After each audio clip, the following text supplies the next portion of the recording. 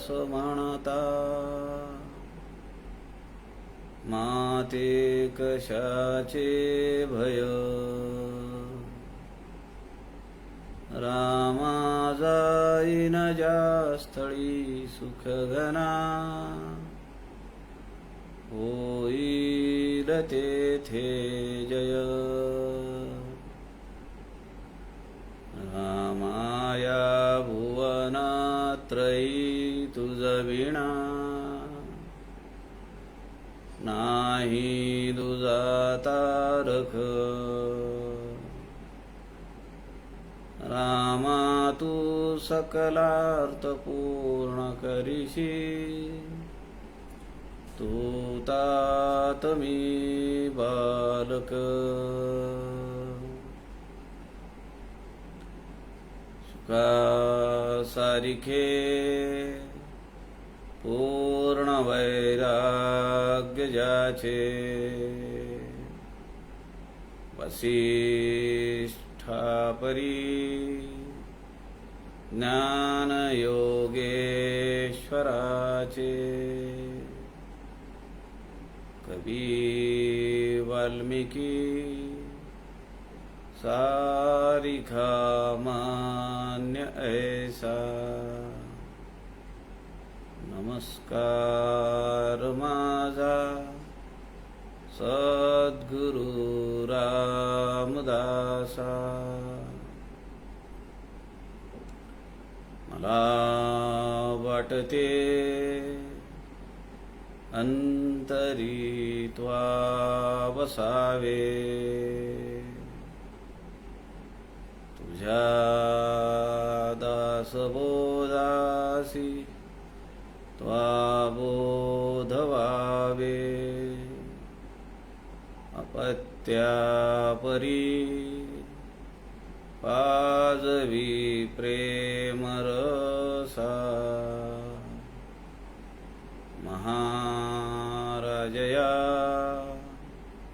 सद्गुरु रामदासा. जय जय रघुवीर समर्थ, सब संतन की जय.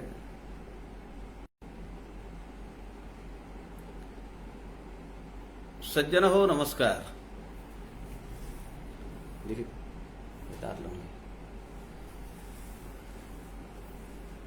राष्ट्रगुरु समर्थ रामदास स्वामी यांच्या अक्षर वाङ्मयातील काही पैलूंचा विचार आपण करतो आहोत. सध्या आपण समर्थकृत लघुकाव्य आणि या 11 लघुकाव्यांपैकी 21 समासी अर्थात जुना दासबोध याचा आपण अभ्यास करण्याचा प्रयत्न करतो आहोत. आपण कालपर्यंत या 21 समासांपैकी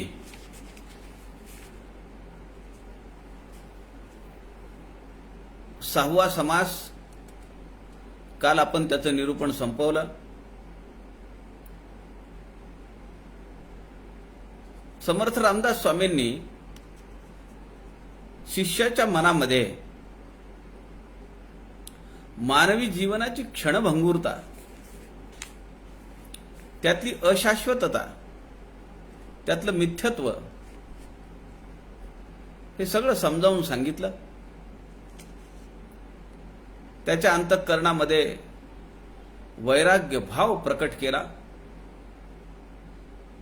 आणि वैराग्य भाव उत्पन्न झालेला तो शिष्य अत्यंत शरणागत भावाने, समर्थांनी फार गोड शब्द वापरलेला आहे, म्लान वदने शिष्य बोले. चेहरा पडलेला आहे, दुःखी आहे, कष्टी आहे. आतापर्यंत केलेल्या चुकांची त्याला जाणीव झाली आहे. त्याबद्दल पश्चाताप अनुताप त्याच्या अंतःकरणात प्रकट झालेला आहे. कंठ सद्गदित झालेला आहे. अष्टसात्विक भाव जागृत झालेले आहेत. डोळ्यांमधून अश्रू ओघळत आहेत. अशा वेळी तो विचारतो की मी कुणाची सेवा करू, कुणाची प्रार्थना करू, कुणाला शरण जाऊ. तेव्हा समर्थ म्हणतात की ठीक आहे, आता मी तुला ते सांगतो. आणि त्यानंतर पुढचा जो समास आहे तो आहे सगुण ध्यान. वैराग्य निरूपणानंतर हा जो समास आलेला आहे 7वा समास आहे सगुण ध्यान. पण या समासामध्ये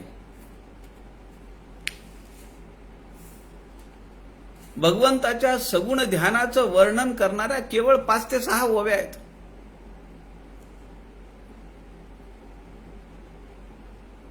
एकवीस समासी दासबोधामध्ये पुढे 15वा समास आहे ज्यामध्ये सगुण ध्यानाचं वर्णन केलेलं आहे. प्रभू श्रीरामचंद्रांचं सगुण ध्यान त्यामध्ये अत्यंत बहारीनं मांडलेलं आहे.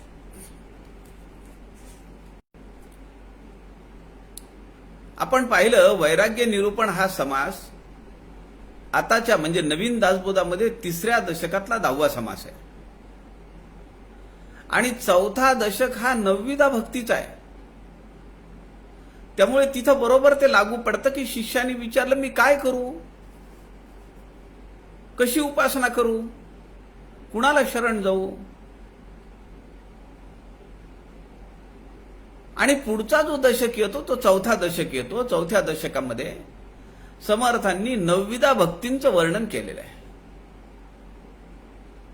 पण इथं समर्थ म्हणतात पुढच्या समासामध्ये सांगू, पण पुढचा जो समास आहे तो सगुण ध्यानाचा समास आहे ज्यामध्ये सगुण ध्यानावर फारसं काही समर्थांनी निरूपण केलेलं नाहीये, सांगितलेलं नाहीये.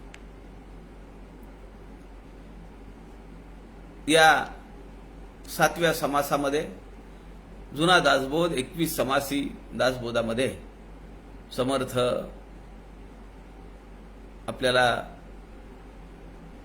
काय उपदेश करतात त्याचा आपण विचार करूया.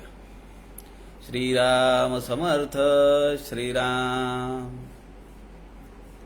समास 7वा सगुण ध्यान.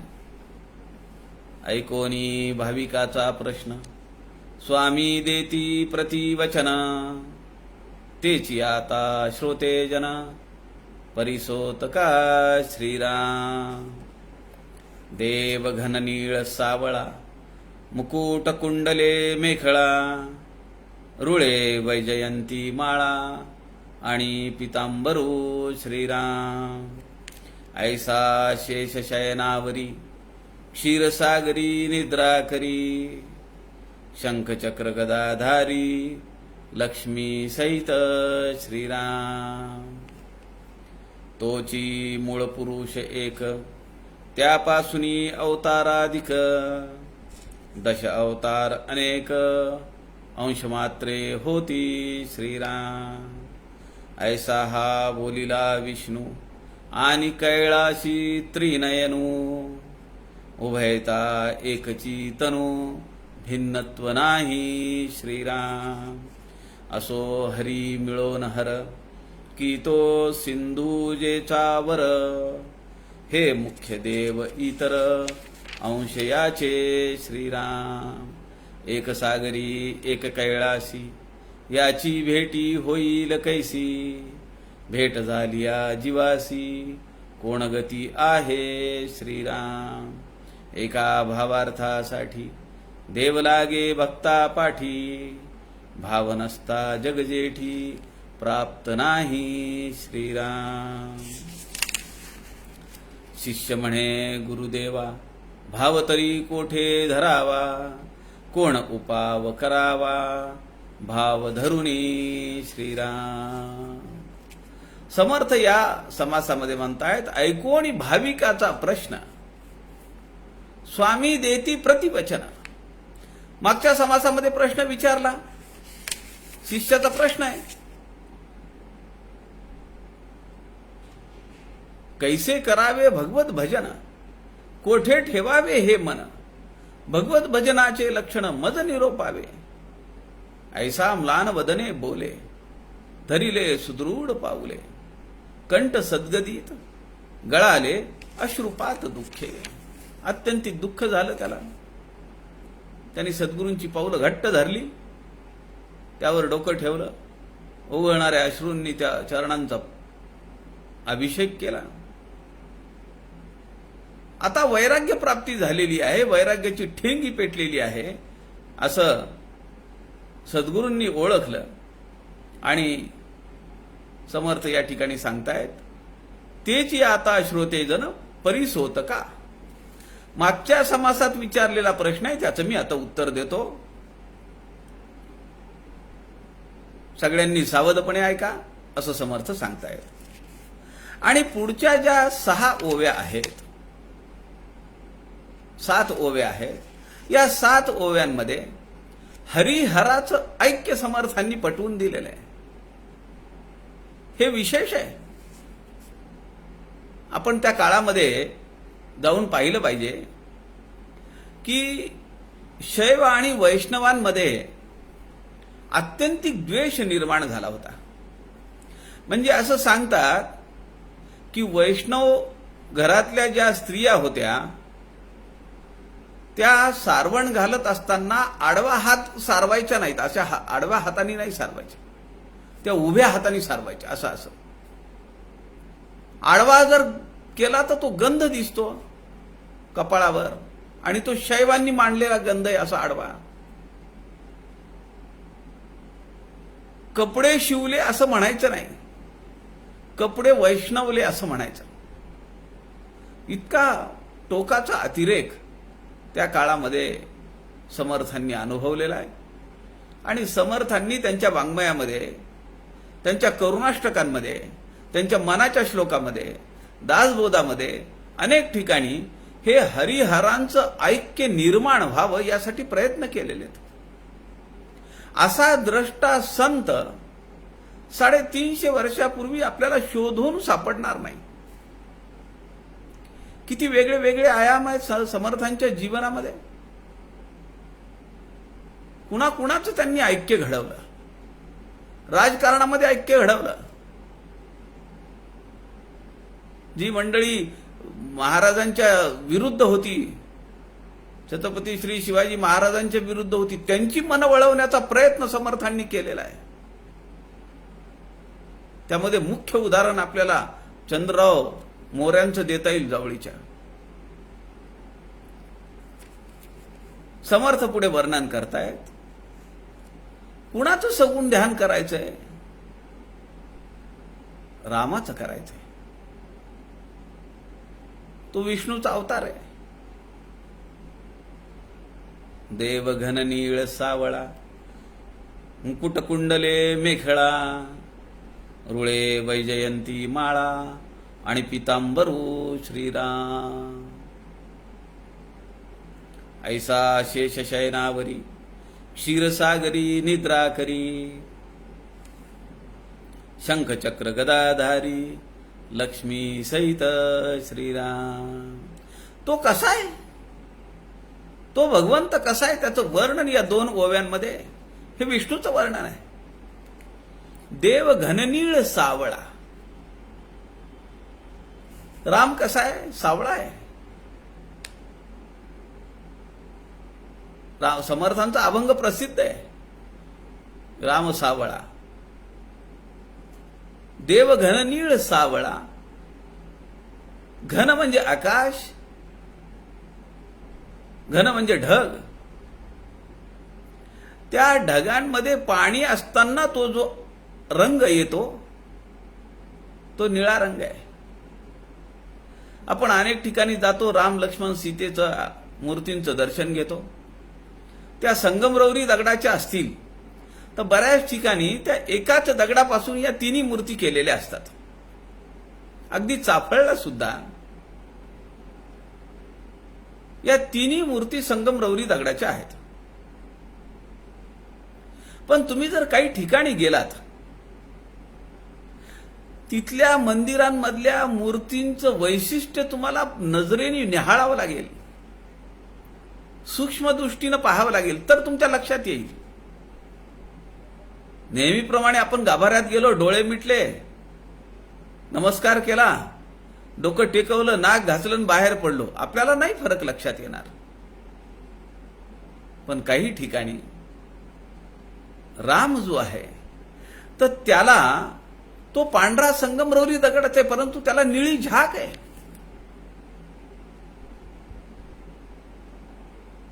मी मध्यंतरी जालन्याला गेलो, तिथं दत्त आश्रम आहे. ताई महाराज आहेत तिथं, त्यांच्या अधिष्ठानावर हा दत्त आश्रम आहे. आणि सगळी भक्त मंडळी ही पुणे, मुंबई अशा मोठ्या शहरातली आहेत. वर्षातले कित्येक दिवस तिथं अन्नदानाचा कार्यक्रम होतो. फार मोठा परिसर आहे, सुशोभित केलेला परिसर आहे. त्या ठिकाणी गोशाळा आहे. त्या गोशाळेचे पशुवैद्य म्हणून माझे लहान भाऊ आहेत, त्यांच्यासोबत मी तिथं बऱ्याच वेळा गेलो. अत्यंत रेखीव नेटकेपणा, अहो त्या ज्या पूजा मांडलेल्या असतात त्या सुद्धा आपल्याला पाहत राहाव्या वाटतात. काय त्या फुलांची ठेवण आहे, काय रांगोळ्या काढलेल्या आहेत, काय दिवे लावलेले आहेत.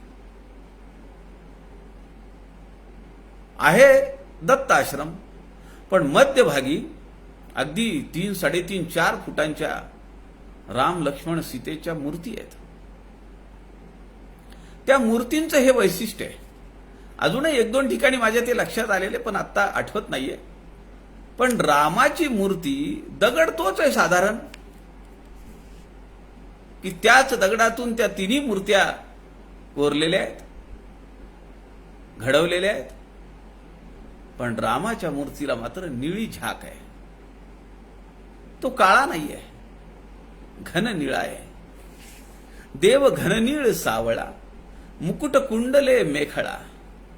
समर्थांना आपल्या रामाला पितांबर नेसवल्याशिवाय, मुकुट घातल्याशिवाय, मेखळा घातल्याशिवाय, अनेक आभूषण घातल्याशिवाय रामाला त्यांना पुढे आणावंच वाटत नाही.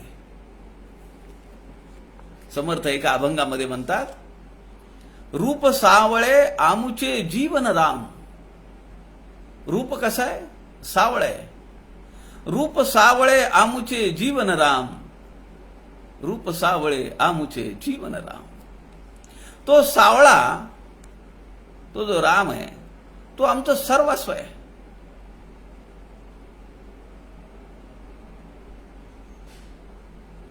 मीरा जशी म्हणायची, नाथ मैं हूं तेरी, मैं तेरी ही हूं. त्याप्रमाणे समर्थ या ठिकाणी म्हणतायत की राम हे आमचं सर्वस्व आहे, आमचं जीवन आहे. रूप सावळे आमुचे जीवन राम, करी धनुष्य बाण, अभंग जयाचे ठाण. सदाशिवाचे जयाचे ध्यान, रूप सावळे आमुचे जीवन राम. करी धनुष्य बाण, हातामध्ये धनुष्य आहे, कोदंडधारी राम आहे. अभंग जयाचे ठाण, सदाशिवाचे जयाचे ध्यान. बघा, यामध्ये हरिहराचं ऐक्य समर्थ दाखवतायत. राम विष्णूचा अवतार, आणि ते काय म्हणतायत की ज्याचं ध्यान कुणाकडे लागलेलं आहे? शंकराकडे लागलेलं आहे, सदाशिवाकडे लागलेलं आहे. सदाशिवाचे जयाचे ध्यान, मुकुट विराजित श्रवणी कुंडल, मुकुट विराजित श्रवणी कुंडल, पाहता मानस वेधले, रूप सावळे आमुचे जीवन राम. तयाविण क्षणभरी न गमे आम्हासी, रामदास दृढ प्रेमे, रूप सावळे आमुचे जीवन राम. समर्थांच्या अंतःकरणामध्ये रामाबद्दलची किती श्रद्धा आहे, किती उत्कृष्ट आहे, किती अनन्यता आहे ती आपल्याला या अभंग, अनेक अभंग आहेत, किमान 100 अभंग समर्थांचे रामावर आहेत. समर्थांच्या आरत्या सुद्धा जवळपास 12-13 आरत्या समर्थांनी रामावर रचलेल्या आहेत. राम त्यांचा अधिष्ठान आहे. राम त्यांचे सद्गुरू आहेत. सब कुछ राम आहेत. समर्थ म्हणतायत, देव घननीळ सावळा, मुकुट कुंडले मेखळा, रुळे वैजयंती माळा आणि पितांबरू, ऐसा शेष शयनावरी, क्षीरसागरी निद्रा करी, शंखचक्र गदाधारी लक्ष्मी सहित. शेषावर पहुडलेले भगवंत, पादसेवन भक्ती करणारी माता लक्ष्मी बसलेली आहे आणि क्षीरसागरामध्ये भगवंत पहुडलेले आहेत. आपण याचा विचार केवटाच्या प्रसंगाच्या वेळी केला होता. जाना था गंगा पार प्रभू केवट की नाव चढे. अनुप जलोटांचा अत्यंतिक भावमधुर भावविभोर अवस्था साधकाची करणारं असं ते पद्य आहे, गीत आहे. हा जो केवट आहे तो पूर्वजन्मीचा कासव आहे आणि तो भगवंताच्या जवळ जाण्याचा प्रयत्न करत होता. ती कथा आपण सांगून झाली आहे. समर्थ या ठिकाणी म्हणताय, शंख चक्र आणि गदा ही सगळी आयुध त्यांच्या सोबत आहेत आणि ते आराम करतायत. तोची मूळ पुरुष एक, त्यापासून अवताराधिक, दश अवतार अनेक, अंश मात्रे होती. समर्थ म्हणतायत, मूळ पुरुष कोण आहे? विष्णू आहे. त्यापासून 10 अवतार झाले. अनेक साधू संतांचे अवतार हे भगवंताचे अवतार आहेत. भगवंताचं कार्य काय? दुष्टांचं निर्धारण करणे आणि सज्जनांचं रक्षण करणे. हे काम करण्यासाठी अनेक अवतार धारण केले. त्यामध्ये आपण 10 अवतार हे मुख्य अवतार मानतो. मत्स्य अवतार, कुर्मा अवतार, वराह अवतार, काल झालेली नृसिंह जयंती तो नृसिंह अवतार, वामन अवतार, परशुराम अवतार, राम, कृष्ण, बौद्ध आणि पुढे येणारा कलंकी अवतार. आमच्या शास्त्रांनी आज ज्यांची पौर्णिमा आपण म्हणतो, बुद्ध पौर्णिमा, तो सुद्धा आमच्या विष्णूचाच एक अवतार मानलाय. समर्थांनी आरती केलेली आहे बौद्ध अवताराची. आपण समर्थकृत आरत्यामध्ये त्याचा विचार केलेला आहे. आज वैशाख पौर्णिमा आहे. वैशाख स्नानांची समाप्ती आज झालेली आहे. समर्थ वाङ्मयाचा अभ्यास करणाऱ्यांना प्रश्न आहे,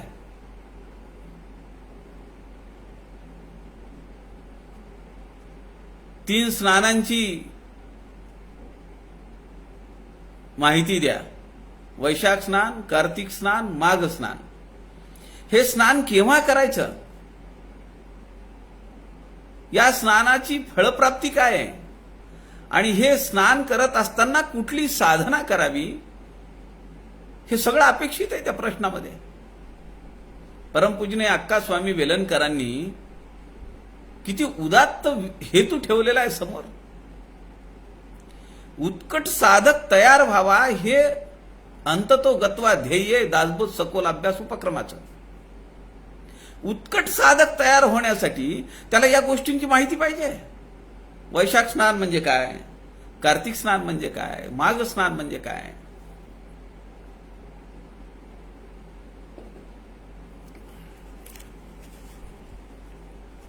समर्थ या बौद्धावताराची आरती करताना म्हणतात, कृपाळू तो वैरी झाला, अवघा तमाशा पाहिला.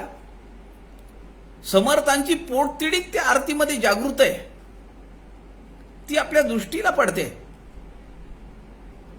350 वर्षाखाली जनसामान्य भरडून निघत होते. आसमानी आणि सुलतानी संकटांचा सामना करत सगळं आयुष्य बर्बाद होत होतं. तेव्हा समर्थ या विष्णू अवतार बौद्ध रूपाला विचारतात, तमाशा बघतो का? तुला काही वाटत नाही? एवढं धारिष्ट कुणाला शोधून सापडणार नाही.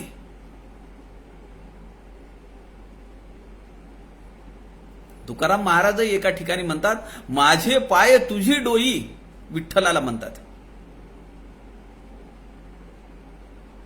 आणि पुढे ते म्हणतात, हे उफराट बोलणं होईल, हे शोभणार नाही. माझे पाय तुझी डोई म्हणजे काय? माझ्या पायावर विठ्ठला तू नमस्कार करावा, चरणांवर माझ्या तू तुझं डोकं ठेवावं, असा भाव नाहीये. मला तू तुझ्या खांद्यावर घ्यावं. आपण पाहिलं ना आता मागच्या वैराग्य लक्षण निरूपण समासामध्ये, भगवंत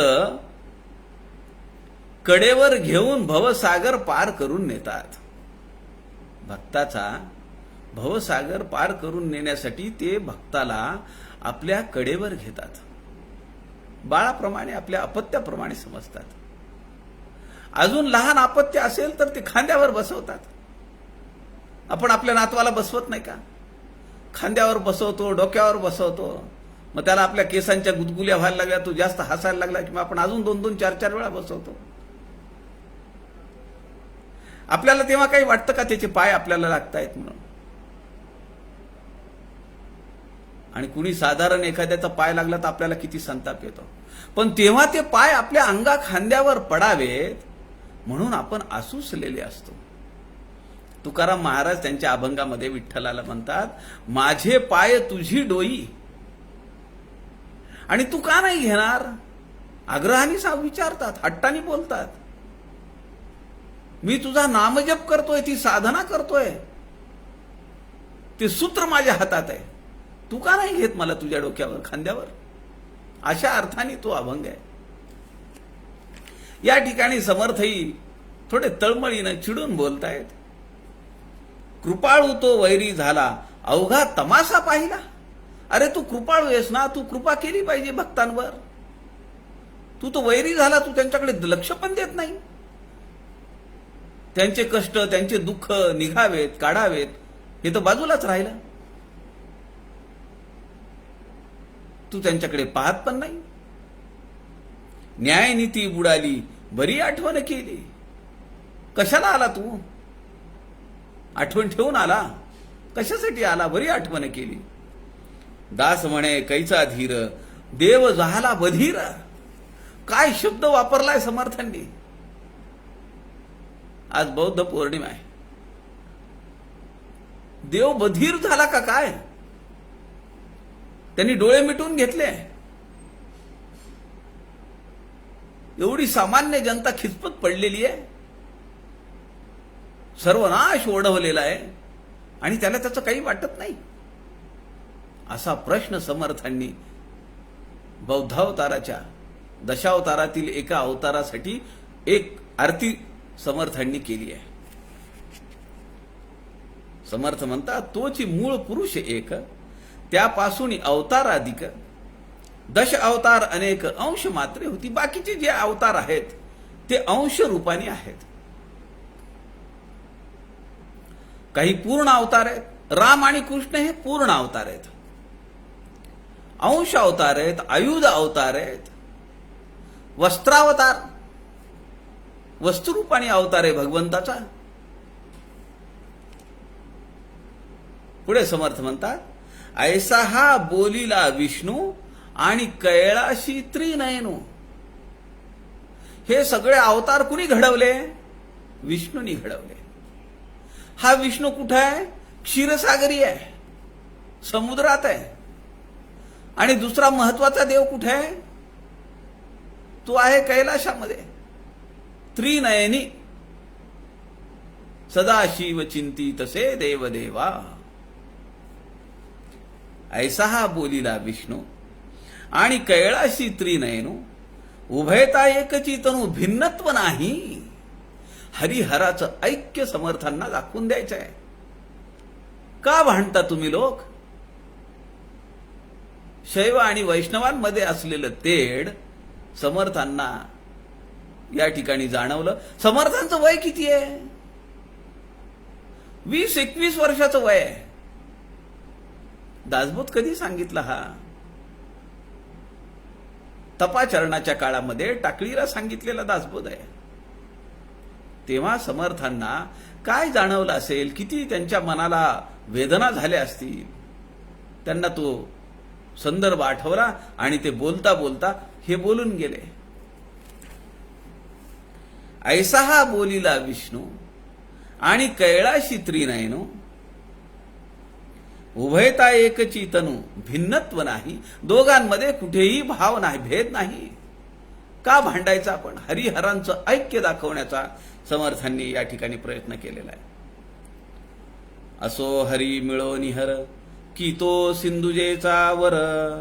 हे मुख्य देव इतर, अंश याचे श्रीराम.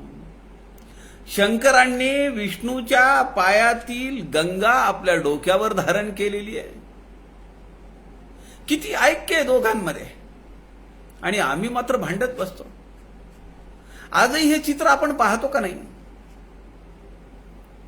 राजकारणी लोक एकत्र बसतात. आत्ता ईद झाली, आत्ताचे चित्र आले नाहीत, पण आपण पाहतो का नाही? त्या इफ्तार पार्टीला जातात आणि त्या जाळीच्या टोप्या घालून बसतात. त्यांना ऐक्य दाखवायचं आहे. हे लीडर, हे राजकारणी नेते एकत्र एका ताटात एका टेबलवर खायला बसतात, आणि यांचे जे फॉलोअर्स असतात, यांचे जे शिष्यगण असतात, ते एकमेकांच्या जीवावर उठतात. आयुष्य बर्बाद होतं, संसार देशोधडी लागतात.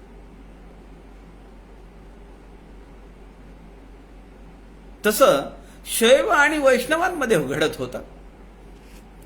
शंकरांनी विष्णूच्या पायात असलेली गंगा आपल्या डोक्यावर धारण करावी, आणि विष्णूंनी स्वतः शंकराला आपल्या मस्तकी धारण करावं. समर्थांचा श्लोक आहे ना, मनाचा श्लोक. विठोने श्री वाहिला देव राणा. विठ्ठल कोण आहे?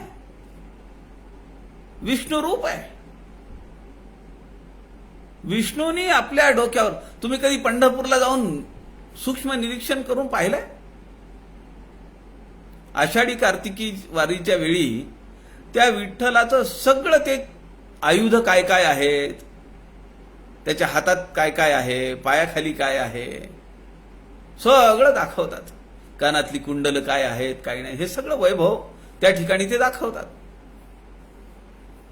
तेव्हा विष्णूच्या मस्तकावर सदाशिव आहेत, शंकर आहेत, त्यांची पिंड आहे. समर्थ म्हणतात, असो हरी मिळून हर. हे सगळे एक आहेत. हरी आणि हर एकच आहेत, मिळून आहेत. की तो सिंधुजेचा वर, हे मुख्य देव इतर अंश यांचे. असं आमच्या अंतःकरणात कुठल्या पंथाबद्दल, कुठल्या देवतेबद्दल अभिनिवेश नसावा. शास्त्र सांगतं त्याप्रमाणे एक भाव एक देव असला पाहिजे.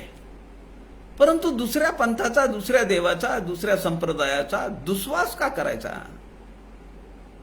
टाकून बोलणे, खालच्या नजरेने पाहणे, इतर संप्रदायाबद्दल आपण आपल्या वर्तन असं करता उपयोगी नाहीये. आणि जो साधक आहे, साधनेच्या वरच्या पातळीवर आहे, त्याला हा भेद दिसत नाहीये. हा भेद खाली आहे.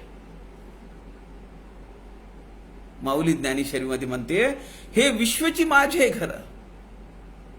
ज्याला असं वाटतं हे सगळं विश्व माझं घर आहे, ऐसी मती जयाची स्थिर, नुसतं म्हणून नाही, त्याची बुद्धी स्थिरावलेली आहे या तत्वाला.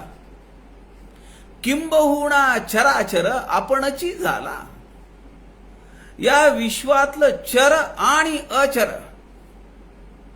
अहो, प्राणी मात्रांमध्ये भगवंताचं अधिष्ठान पाहणे हे शक्य आहे, पण वनस्पतीमध्ये, दगडांमध्ये, त्यामध्ये सुद्धा भगवंत दिसला पाहिजे.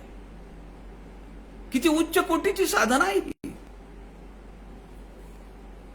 किंबहुना चराचर आपणची झाला. आता हे तर सगळ्यांना पाठ आहे, हे विश्वची माझे घर, ऐसी मती जयाची स्थिर, हे सगळ्यांना पाठ आहे. पुढे माऊली असं म्हणतीये, मग याही वरी पार्था माझिया भक्ती आस्था, तरी तया ते मी माथा मुकुट करी. अशी धारणा असून उपयोग नाही. अशी धारणा अंतकरणात दृढ भावाने ठेवून मग याही वरी पार्था, भगवंत म्हणतायत, माझी या भक्तीची आस्था, तरी तया ते मी माथा मुकुट करी. त्याला मी अशा साधकाला माझ्या मस्तकावर माझा मुकुट म्हणून बसवीन, भगवंत म्हणतायत पार्थाला. पुढे समर्थ म्हणतात, एक सागरी एक कैलासी, याची भेटी होईल कैसी, भेट झाली या जीवासी, कोण गती आहे श्रीराम. दोन विरुद्ध तत्वांनी चाललेले हे जनांचे प्रवाह. समर्थ म्हणतायत, एक सागरी एक कैलाशी, एक कैलासावर बसलाय, एक सागरात बसलाय. याची भेटी होईल कैसी, त्यांची भेट कशी होईल हा प्रश्न नाहीये. आपल्याला असं वाटेल विष्णूची आणि महादेवाची भेट कशी होईल असा प्रश्न आहे का? अहो, ते जेव्हा एकच आहे तेव्हा त्यांची भेट व्हायची न व्हायची काय प्रश्न आहे? समर्थ आम्हाला विचारतायत की तुमच्या अंतःकरणात हा हरिहर ऐक्याचा भाव उपजेल का? आम्हाला विचारलेला प्रश्न आहे. एक सागरी एक कैलाशी, याची भेटी होईल कैसी, भेटी झाली या जीवासी, कोण गती आहे. विठोने श्री वाहिला देव राणा, तया अंतरी ध्यास रे त्यासी नेणा, निवाला स्वये तापसी चंद्रमौळी, जीवा सोडवी राम हा अंतकाळी. महादेवाच्या अंगाचा दाह चालू झाला. काय काय केलं महादेवानी? सर्प गुंडाळून घेतले थंड वाटेल म्हणून, राख लावून घेतली अंगाला, सगळे कपडे काढून टाकले, कैलासामध्ये जाऊन बसले, पण त्यांचा तो दाह काही कमी होईना. आणि शेवटी रामनामाचं स्मरण केलं तेव्हा तो दाह कमी झाला. आमचे प्रभू श्री रामचंद्र सीतेला सोडून आणण्यासाठी, रावणाचा निपात करण्यासाठी 100 योजने दूर असलेला त्या समुद्राच्या काठावर बसलेले आहेत. समुद्र रस्ता देत नाहीये म्हणून बाण काढलेला आहे. शेवटी साधना केली, ध्यान केलं, पूजा केली,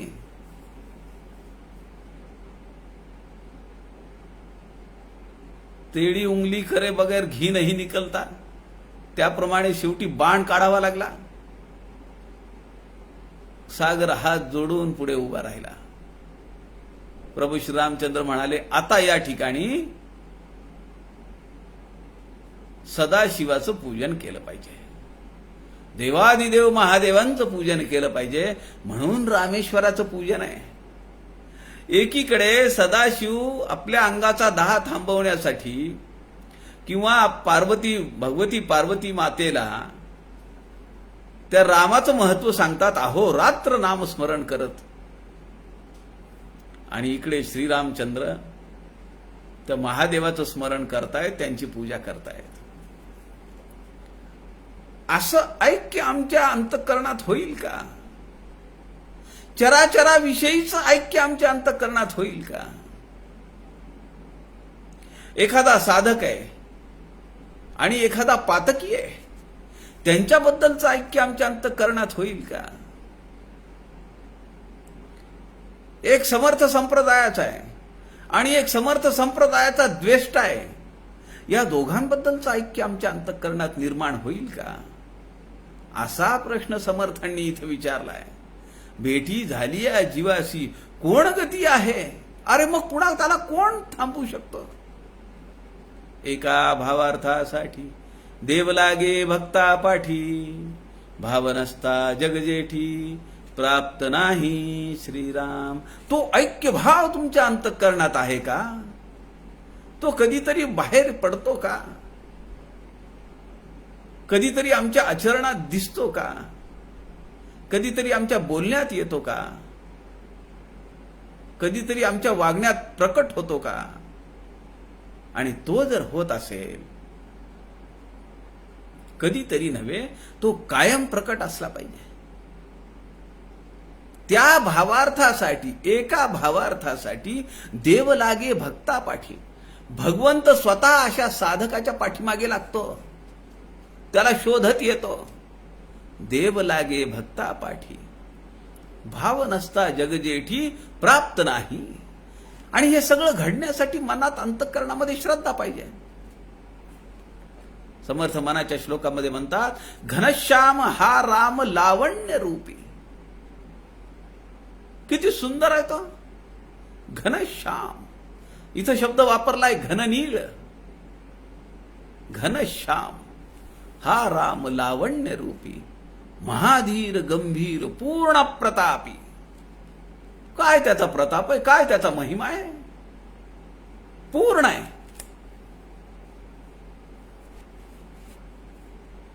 करी संकटी सेवकाचा कुढावा.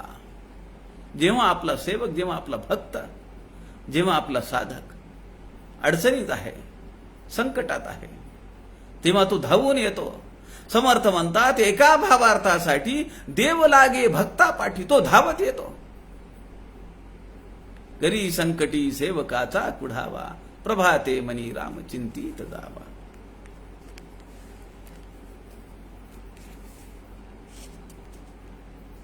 या 4-5 ओव्यांमधून समर्थांना शैव आणि वैष्णवांचं ऐक्य दाखवायचं आहे.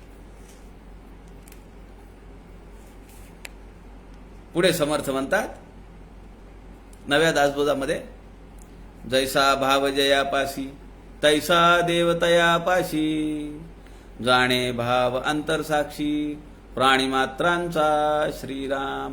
तो जगजेठी आहे. भाव नसता जगजेठी प्राप्त नाही.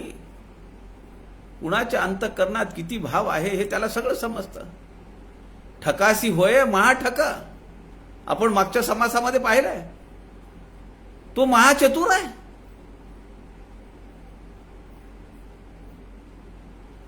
थोडेही न्यून पडता आपण दुरावे, किंचित न्यून पडता. अनुसंधानामध्ये थोडा जरी न्यूनता आली, थोडी जरा उणीव भासली, तो म्हणतो अच्छा ठीक आहे, तुझं चालू दे, मी निघालो. जैसे जयाचे भजन तैसे चिदे समाधान, भाव होता किंचित न्यून आपणही दुरावे श्रीराम. तो पाहतो याच्यात किती दम आहे.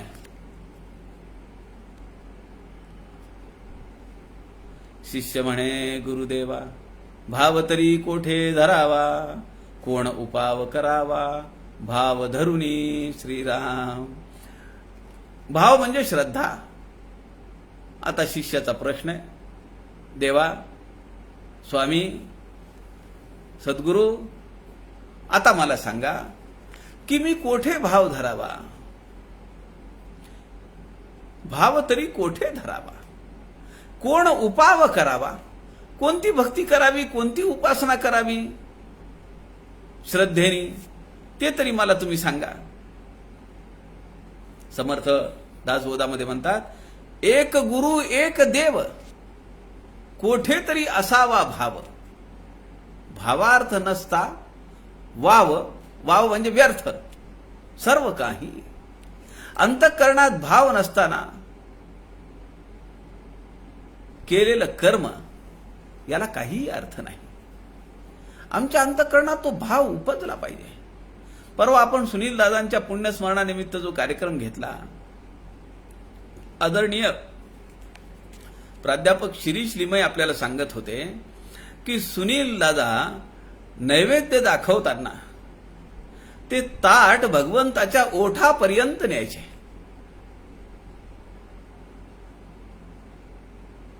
घास मोडायचे आणि ते जेवू घालायचे. तो भाव आहे अंतःकरणातला की भगवंत जेवतो आहे. आपल्या अंतःकरणात वाटू शकतं, आपल्या मनाला वाटू शकतं की पुरणपोळीचा घास आहे, तो वरणात बुडवायचा आहे, आमटीत बुडवायचा आहे, आंब्याचा रस केलेला आहे, आंब्याच्या रसात बुडवायचा आहे, कोशिंबिरीत बुडवायचा आहे, पंचामृतात बुडवायचा आहे, त्याला भज्याचा एक तुकडा लावायचा आहे आणि हे सगळं द्यायचंय भगवंताला. असं कसं द्यायचं सगळं एकत्र? भगवंत भावाचा भुकेला. भाव किती आहे, कसा आहे, तुम्ही काय देता याच्याशी त्याला काही घेणं देणं नाहीये. अहो, ज्यांनी हे सगळं चराचर निर्माण केलं त्याला काय देणार आपण? त्वदीय वस्तू गोविंदम तुम भेव समर्पणम. हा भाव आपल्या अंतःकरणात असला पाहिजे. हे सगळं तुझंच आहे, मी हे तुला अर्पण करतोय, सगळं तुझं आहे. मला हे केव्हा पटलं सांगू? खूप वर्षाखालची गोष्ट आहे. साधारण 2002 वगैरे असेल, 2003 किंवा 2004 असेल. मी घळीमध्ये गेलो. साधना सप्ताहाच्या वेळी घळीत होतो आणि दुपारी नैवेद्य दाखवत असताना मी घळीमध्ये गेलो होतो. गुरुजींनी, आता मला आठवत नाही त्यांचं नाव काय होतं ते, त्यांनी 2 ताटं आणली. एक समर्थांचं ताट, दुसरं रामाचं ताट आणलं, नैवेद्य दाखवला आणि मी आपलं एकाग्र चित्ताने ते सगळा नैवेद्याचा विधी पाहत होतो. आणि बराच वेळ झाला. गुरुजी बाहेर आले. गुरुजींनी मला विचारलं, प्रसाद घेणार का? माझ्या अंगावर सर्रकन काटा आला. मला वाटलं ते माझ्या हातावर देतील थोडा भात वगैरे असं काहीतरी. आपल्याला कल्पना असेल, 2 चांदीची ताटं आहेत शिवथर घळीत, 4 वाट्या आहेत चांदीच्या, तांब्या, पेला. पण रोज ती काढता येत नाही. म्हणून दासबोध जयंतीचा उत्सव जेव्हा असतो तेव्हा 10 दिवस, दासबोध जयंतीचा सगळ्यात मोठा उत्सव शिवथर घळीतला, 10 दिवस रोज समर्थांना आणि प्रभू श्रीरामचंद्रांना, सीतामाईंना, लक्ष्मणांना जो नैवेद्य जातो तो चांदीच्या ताटात जातो. मला जेव्हा त्या गुरुजींनी विचारलं, प्रसाद घेणार का? मी म्हणलं हो. अक्षरशः माझ्या डोळ्यात पाणी आलं. मी हात पुढे केला. ते म्हणाले, असं नाही, हे ताट मी तुम्हाला देतो. मला तर अजून भरून आलं. सगळं ताट आपल्याला मिळणार आहे आणि तिकडे जेवणाची पंगत बसली आहे भोजनगृहात.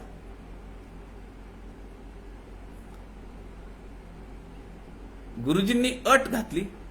ते म्हणाले, 2 गोष्टी आहेत, त्या मान्य असतील तर तुम्ही हे ताट घ्या. म्हणलं, सांगा ना काय अट आहे? ते म्हणाले, हे सगळं एकत्र कालवून खायचंय आणि अन्नाचा कण सुद्धा खाली पडू द्यायचा नाही. अहो, म्हणजे कोशिंबीर आहे, चटणी आहे, भाजी आहे, आमटी आहे, भात, त्यावर दही, एका भाताच्या मुदीवर वरण घातलेलं आहे आणि ती पोळी आहे. हे सगळं कुस्करायचं, एकत्र करायचं.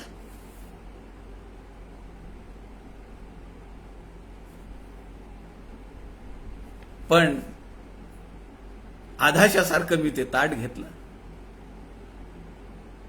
समर्थांच्या घळीमधला नियम आहे, घळीमध्ये बसून काही खाणे नाही. तिथं बोर्ड लावलेला आहे आपण.